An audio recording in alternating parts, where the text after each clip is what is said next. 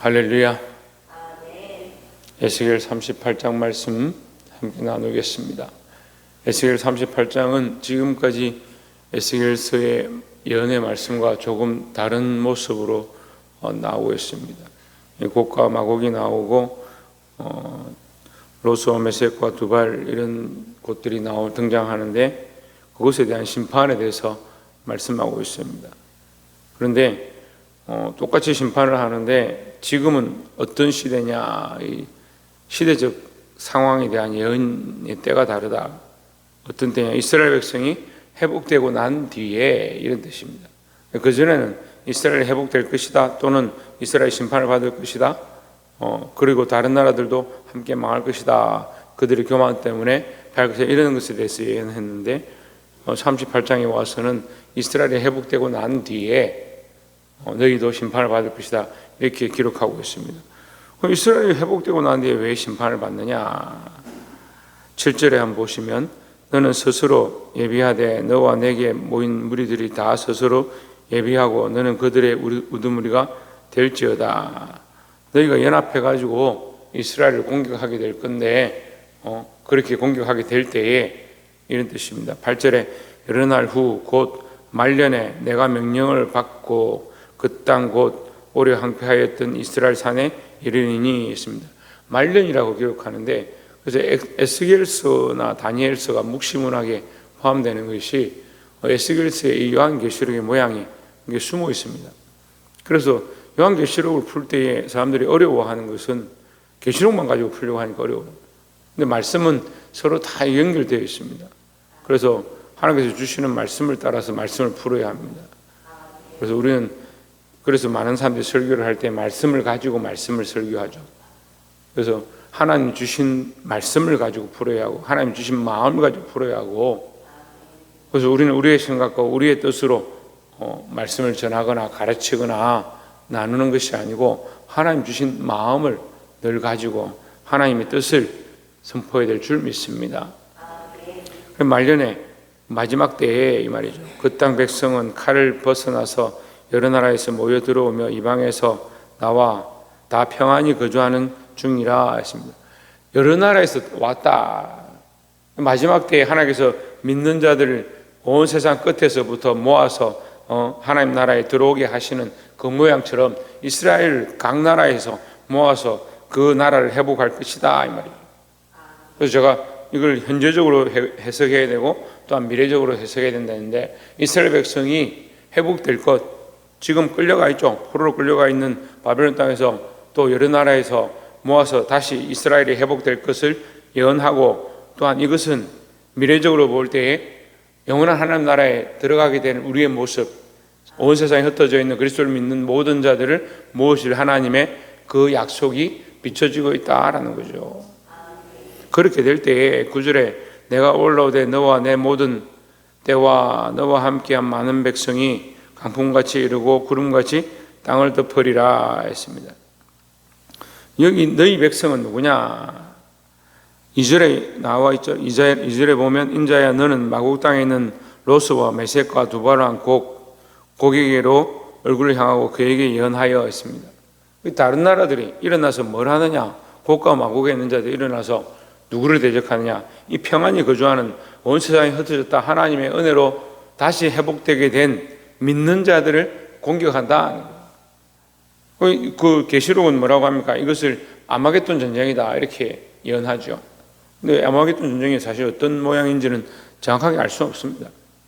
근데 여기서 보면요, 하나님의 나라가 시작되고 이스라엘 백성이 다시 회복돼서 하나님 안에 거하게 될 때 그들이 그 하나님 나라의 백성들을 공격한다, 이렇게 그것은 우리가 이해할 수 있죠. 그럼 우리는 이 말씀 어떻게 적용하느냐?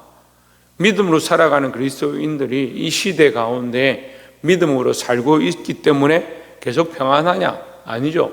믿음으로 살고 있지만 계속해서 환난과 핍박이 있고 악한 것들에 공격이 있다라는 겁니다.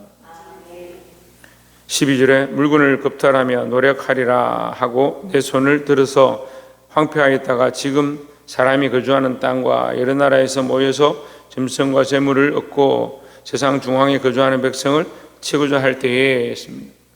세상 중앙에 거주하는 백성, 황폐하였다가 다시 회복된 성, 우리가 예수 안 믿다가 이 세 가지로 적용 아까 된다 했죠.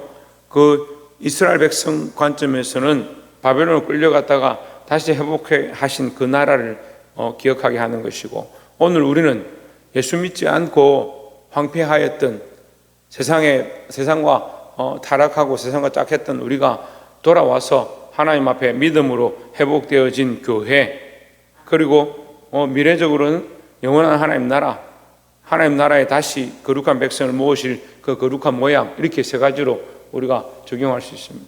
근데 지금 우리 모습에 적용하면 믿음으로 하나님 앞에 돌아와서 황폐되었던 우리의 삶이 그리스도로 말미암아 은혜 가운데 거룩함으로 모였습니다. 거룩함으로 모였는데 어떻게 된다? 악한 것들은 우리를 공격하고, 믿음으로 나아가려고 하는 자들, 기도하려고 하는 자들, 예배하려고 하는 자들, 예수 믿으려고 하는 자들을 그냥 그래 잘 다녀라, 예수 잘 믿어라, 그렇게 하지 않는다는 거예요. 항상 시험이 있고 넘어뜨리고 공격하고 고난과 환난이 핍박이 있다라는 거죠. 우리가 이 사실을 알아야 되는 거예요. 예수 믿으면 고난이 있다는 거예요. 제가 새신자들이 오면 제일 처음 가르치는 게 그겁니다. 예수 믿으려고 하면 고난이 닥쳐. 예수 믿으려고 하면 어려움이 닥쳐. 예수 믿으려고 하면 시험이 닥친다. 그런데 그걸 이겨야 돼요. 지금 이 말씀이 우리에게 그렇게 가르치는 것처럼 오늘 우리가 시험이 있고 고난이 있고 환난이 있다는 사실을 알고 승리하시기를 주의 이름으로 축원합니다. 두 번째는 15절에 내가 내 고국 땅 북쪽 끝에서 많은 백성 곧 다 말을 탄 큰 무리와 능한 군대와 함께 오되. 거룩한 사역도 아닌데 악한 것들은 보면 또 연합을 잘하는 겁니다. 또 이제 명절이 가까이 오는데 악한 것들은 항상 모이면 자기들의 힘과 자기들의 방식들을 써서 사람들을 굴복시키고 죄를 범하게 하고 우상을 숭배하게 하는데 혈안이 되죠. 근데 본인들은 잘 몰라요. 그것이 죄의 길인지 악한 길인지 모르는데 믿는 사람들을 시험하고 넘어뜨리려 합니다. 근데 우리는 믿음 안에 믿음을 지키고 그리스도 안에서 믿음을 지키고 하나님 안에서 바르게 나아가야 될 줄 믿습니다. 16절에 구름이 땅을 덮음같이 내 백성 이스라엘을 치러 오리라. 고가 끝날에 내가 너를 이끌어다가 내 땅을 치게 하리니 이는 내가 너로 말미암아 이방 사람의 눈앞에서 내 거룩함을 나타내어 그들이 다 나를 알게 하려 함이라 했습니다. 구름이 땅을 덮음같이, 하나님 영광이 바다를 덮음같이 이렇게 돼야 되는데 참 인간들의 이 권리와 힘과 능력을 자기들의 그 힘을 자꾸 과시하려고 하는 거예요. 하나님 앞에 인간의 힘을 자꾸 나타내니까 이게 얼마나 우스운 일이에요. 하나님의 거룩함을 우리 입술로는 하나님 거룩하십니다, 전능하십니다, 살아계십니다 이렇게 하는데 살 때는 어떻게 삽니까? 내 힘과 내 능력과 나의 때가 많음을 의지하고 나의 재물이 많음을 의지해서 그렇게 사는 거예요. 이것만큼 어리석은 게 없어요. 근데 우리는 뭐가 바뀌었어요? 예수 안 믿다가 예수 믿고 하나님 모르다가 하나님 알게 됐습니다. 그러면 그리스도를 알고 하나님 아는 사람들 어떻게 해야 돼요? 하나님을 의지하고 그리스도를 의지해야 되는데 인생들이 예수 믿는다 하면서 믿으면서도 계속 뭘 의지해요? 계속 뭘 의지해요? 자기를 의지해요. 자기 힘을 의지해요. 도울 힘이 없는 인생을 의지하는 거예요. 그게 어리석은 거예요. 여러분, 우리는 왜 지혜를 얻느냐? 하나님 아는 지혜죠. 그 하나님 알면 어떻게 해야 돼요? 하나님을 의지해야 되는 겁니다. 하나님을 아는 지혜를 배웠으니까 하나님을 의지하고 하나님 앞에 엎드리고 하나님 앞에 기도해야 되는 거예요. 그래서 오늘 이 기도 자리에 나온 여러분 복 있는 줄 믿습니다. 무슨 복이냐? 내 힘으로 하는 것이 아니고 하나님의 힘으로, 내 능력이 아니라 하나님의 능력으로, 내 공로가 아니라 예수 그리스도의 공로로 우리가 이것을 하는 것이 참 복인 줄 잊어버리지 않기를 주의 이름으로 축원합니다. 마지막 세 번째로 22절에 내가 또 전염병과 피로 그를 심판하며 쏟아지는 폭우와 큰 우박덩이와 불과 유황으로 그와 그 모든 무리와 그와 함께 있는 많은 백성에게 비를 내리듯 하리라 했습니다. 마지막 때 심판하는 모습을 여기에 비춰주죠. 그들에게 이렇게 심판하겠다, 유황과 불로 심판하시겠다 이렇게 말씀합니다. 그런데 23절에 보면 이같이 내가 여러 나라의 눈에 내 위대함과 내 거룩함을 나타내어 나를 알게 하리니 내가 여호와인 줄 그들이 알리라 했습니다. 내가 하나님임을 나타내는데 어떻게 나타내느냐? 심판함으로 나타낼 것이다 라는 거예요. 참 이게 두려운 말씀인데요. 근데 우리는 뭐예요? 우리는 복의 말씀이에요.